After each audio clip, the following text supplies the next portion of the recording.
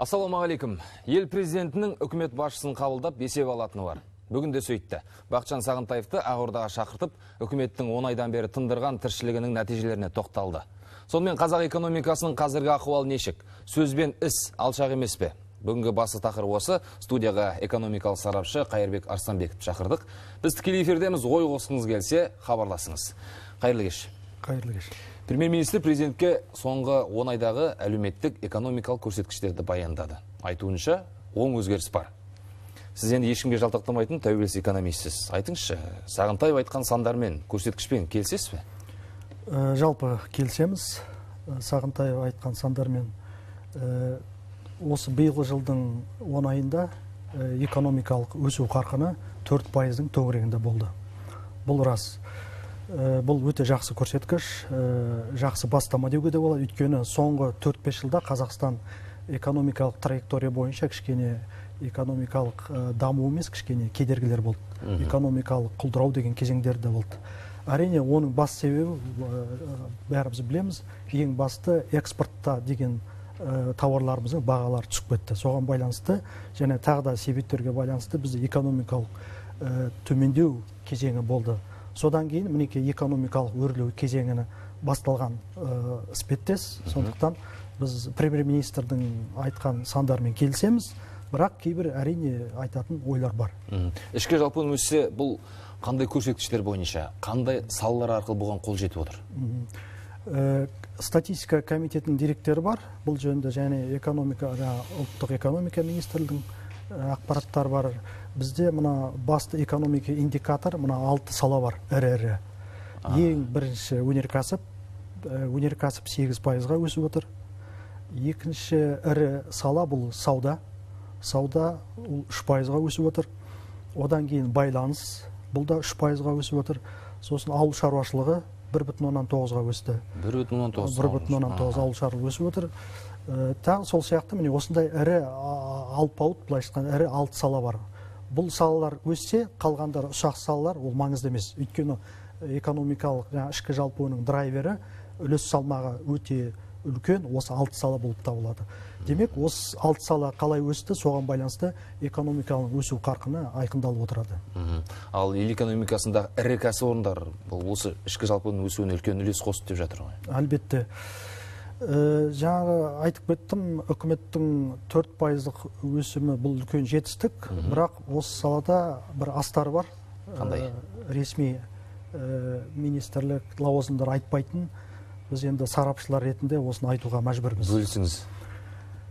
Рас, ішкі жалпы өнім 4%-ға өсті, бірақ өкінішке орай номиналды жалақы өскенмен шынайы реалды жалақы төмен түсіп кетті. Мысалы, біздің осы көрермендеріміз қарапайым қазақстандықтарға ол ішкі жалпы өнім, экономикалық өсу қарқыны, ол сандар бәленде ықпал етпейді. Ол кісілер, азаматшылар немен есептейді? Жалақысы қанша өсті ма? Сосын ол жалақының сатып алу қабілетіне байланысты баға беріп отырады.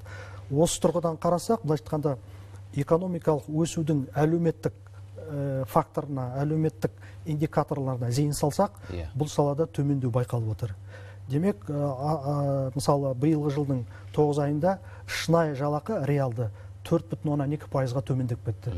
Демек, біздің экономикалық өсу қарқыны, ішкі жалпының өсуі әлеуметтік салаға, былай айтқанда, өзінің оң ықпалын әлі жеткізе алмай жатқан сияқты болып көрініп тұр.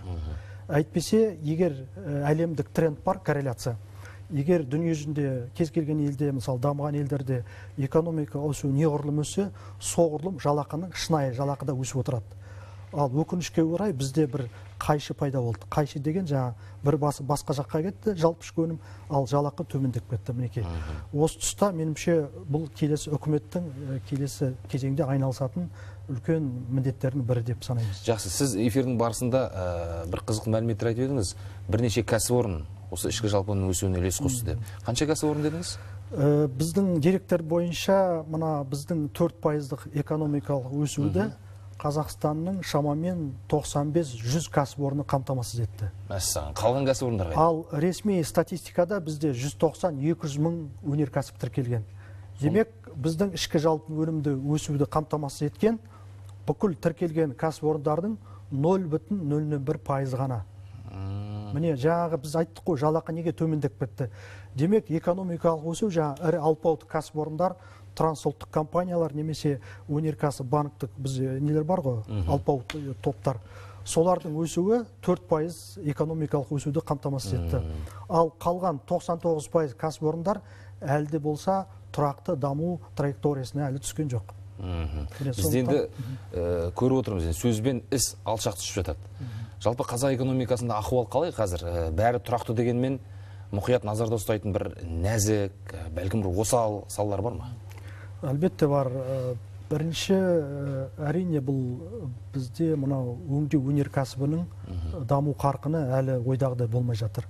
Сөз жоқ, мемлекет деңгейінде мемлекеттік бағдарлама іске асырылып жатыр, 5 жылдық, екінші 5 жылдық.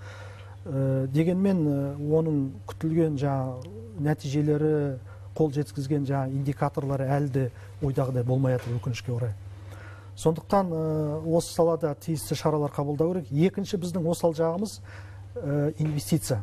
Неге? Мысалы 2010 жылдары 10 жылдықта экономикалық өсу 9-10% өскенде, ішкі жалпы өнімге шаққанда инвестиция 28-30% құрапты.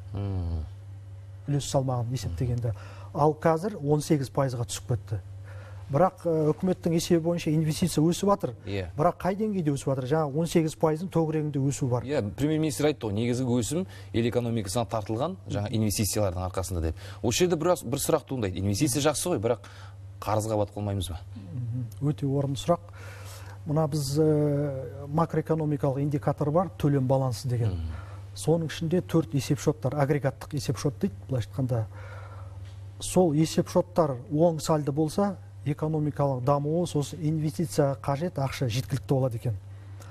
Ал егер ол ағымдағы есепшоттағы теріс сальды бере бастаса, онда ұлттық жинақтау дейді ғой, инвестиция қажет, қаражат азайып қалады екен. Осы орайда біз қазір жаппай шетелден инвестиция тартып жатырмыз. Әрине ол керек. Бірақ ағымдағы есепшотта табыстар деген есепшот бар. Бізде сол жыл сайын 12-14 миллиард дефицит беріп барады тапшы. Демек, жылдың аяғында біз 14 миллиард шетелдіктерге беріп жатырмыз табыстарын. Қараңыз. Ал енді осы арайда шетел инвестициясын тарта отыра жауапты экономикалық саясаттың мәні қалай болу керек деген сұрақ туындайды. Оның мәнісі мынаған келіп саяды біздің ойымызша. Неғұрлым шетелден инвестиция тартсаңыз, соғұрлым ұлттық инвестицияны шетелге шығару керек. Бұлайша айтқанда, ұлттық инвесторлардың шетелде тапқан табысы мен шетелдік инвесторлардың Қазақстанда тапқан табысы екеуінің арасында бір балама болу керек. Баланс сақталу керек. Қай ел осыны сақтамайды, сол елде валюта бағамы тұрақсыз болады. Сол елде төлем балансында дефицит бере бастайды. Сол елде экономикалық өсу қарқыны төмен болады, былайша айтқанда мінекей. Сосын үшінші фактор бар. Шетел инвестициясын жаппай тартқанда, енді бұл жасырын емес, мысалы көптеген инвестор деп келеді да, мысалы сыртқы барлау қызметкерлері келуі мүмкін, агентуралар мысалы. Оның бәрі инвестор ретінде келеді да, біз туралы деректерді жинайды да, сосын біз осал жағдайға түсіп қалуымыз ықтимал. Мәселе қайда жатыр? Жақсы, бізге хабарласқан көрермен бар екен, тыңдайық, сұрағы бар болса. Алло. Сәлеметсіз ба? Сәлеметсіз. Сұрағыңыз қойсаңыз. Вот экономический рост 27 жыл бойы постоянный экономический рост. Бірақ халықтың жағдайы төмен түсіп келеді. Сұрауға жақындады халық қалаға шығып. Қалай түсінеміз оны? Рахмет. Жанайқай, базына. Жанайқай. Мана басында осы сұраққа жауаптың бір белестерін айтып кеттік. Бірінші тезис. Мемлекет мына бюджеттік саясат жүргізгенде, оның ішінде әлеуметтік функциялары бізде осал болып келе жатыр. Мысалы, мына прожиточный минимум дейді ғой, ең төменгі өмір сүрудің деңгейі мөлшері бізде әлі төмен. Бұл бір. Мысалы, республикалық бюджет бойынша қазір бізде 3-ші кварталда 24.450 мың ақша. Бұл ақшаға өмір сүру мүмкін емес. Жаңа көрерменнің сұрағы содан туындап жатыр. Бұл бірінші. Екіншіден, бізде жаңа төменгі өмір сүру деңгейінде потребитель тұтыну корзинасының тауарлардың саны бар. Бізде соңғы деректер бойынша 43 қана тауардың аты саны енгізілген. Мысалы, Грузияда 200-ден көп. Ресейде 400-дей. Америкада 500-ден көп. Былайша айтқанда, бір айда бір адам қандай тауар тұтыну керек, не сатып алу керек, былайша айтқанда өмір сүрудегі ең төменгі мөлшері, былайша айтқанда межесі. Сол жағынан да бізде аз 43 қана. Сосын жаңа төменгі өмір сүру мөлшері 24450 аз өте. Жақсы. Сондықтан осындай әлеуметтік проблемалар туындайды. Енді уақыт болса қазір елбасыға есеп берді үкімет басшысы, оған тоқталамыз тағы да. Бүгін енді өзіңіз білесіз, ұлттық валютамыздың туған күні. Біздің барымыз да, нарымыз да бұл теңге. Дегенмен осы теңгеміздің болашағына күмәнмен қарау орынды ма? Тағы да құнсызданбай ма деген сұрақ көкейді деседі. Мына бізде қарапайым азаматтар мына теңге құнсызданған сайын төл теңгеміз құлап жатыр, әлсіреп жатыр, жағдай қиын деп баға беруде. Мен маман ретінде бұлындай тұжырыммен келіспеймін. Мен қазір түсіндіремін неге. Қысқа түсінсеңіз. Қазақстан жалпы дүниежүзілік банктің ақпараты бойынша 250 мемлекет дүниежүзінде 3 топқа бөлінеді. Кедей, дамушы және дамыған. Қазақстан ортаңғы межеде дамып жатқан елдер. Жаңа кедей сосын дамып жатқан елдер, жаңа бай елдерге клубына кіру үшін ол елдерде жаңа экономика реформа, экономикалық өсу кезінде сыртқа капитал кетіп отырады. Сосын импорт сатып алып отырады. Тағы да басқа сондай капиталдар кетіп отырады. Сол кезде жаңағы мемлекеттің ұлттық валюта, алтын валюта резервін ұстап қалудың бір-ақ шарасы бар да, ол девальвация былайша айтқанда. Әлсін жаңағы ұлттық бағамды, мысалы қазір 330 ғой, мысалы бір жылдан кейін 350 немесе 400-ге түсіріп отқан, бұнда трагедия жоқ. Бұны қорықпау керек. Керісінше, егер біз $1 300 деп ұстап алсақ, 5 жыл бойы ұлттық банк жаңағы фиксированный валютный курс дейді ғой, бір неде ұстап тұрса, онда бәсеке қабілеттігіміз төмендеп, Қазақстанның жағдайы қиындап кетеді, одан бетер. Сондықтан әрине бірден девальвация керек емес, бірақ мынау біртіндеп дейді ғой, мына ползучий еңбектеу, асықпай солай валюта бағаным түсіруге болады. Мұнда қорқатын ештеңе жоқ. Бірақ тағы да айтам, ұлттық валютаның әртінде құнсыздануы бұл трагедия емес. Бұл бәсеке қабілеттілік қамтамасыз етудің бір инструмент. Жақсы, енді жанар-жағармай нарығындағы дағдарысқа қатысты ойыңызды білсек. Бұл дағдарыс қашанға дейін созылуы мүмкін? Бұл ретте үкімет нақты қандай әрекеттер жасау керек? Енді бірінші ақпарат осы желтоқсан айында толықтай 3 зауытта жұмыс істейді деп күтілуде. Екіншіден үкіметтің ақпараты бойынша осы 3 зауытты модернизацияны өткізу үшін 6 миллиард ақш доллары жұмсалыпты. Бірақ енді біз оңтүстік Кореяның осы тәжірибесін қарасақ, 2 миллиард долларға жаңа жанармай өңдеу зауытын салған екен. Былайша айтқанда осы сомаға 2 зауыт салуға болады. Мүмкін сол кезде басқа шешім қабылдау керек пе деген ой туындайды. Сондықтан бірақ жалпы шешімі дұрыс, модернизация жасалынды. Енді желтоқсан айында күтеміз. Ретке келу керек дейсіз. Енді банк секторындағы оқиғаны да бір шолып өтейік. Өзгерістердің экономикамызға пайдасы немесе кесірі бар ма? Қысқа нұсқа. Жалпы нарықтық экономикалық өсуді қамтамасыз еткенде нарықта көптеген ойыншылардың болғаны дұрыс. Неғұрлым ойыншылар көп болса, бәсеке қабілеттілік болады, сосын халыққа тиімді несие, тағы да басқа қызметтер оңтайлы болады, ақшамдалады былайша айтқанда.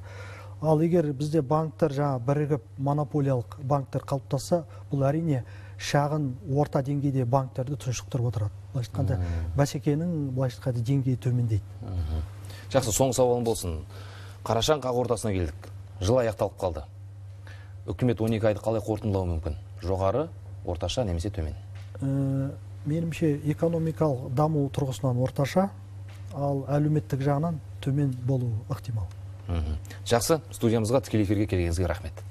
Қадірлі көрермен, бүгін бізде студияда болған біздің тұрақты сарапшымыз экономист Қайырбек Арыстанбеков болатын. Жиендеріңізге рахмет. Сау болыңыздар.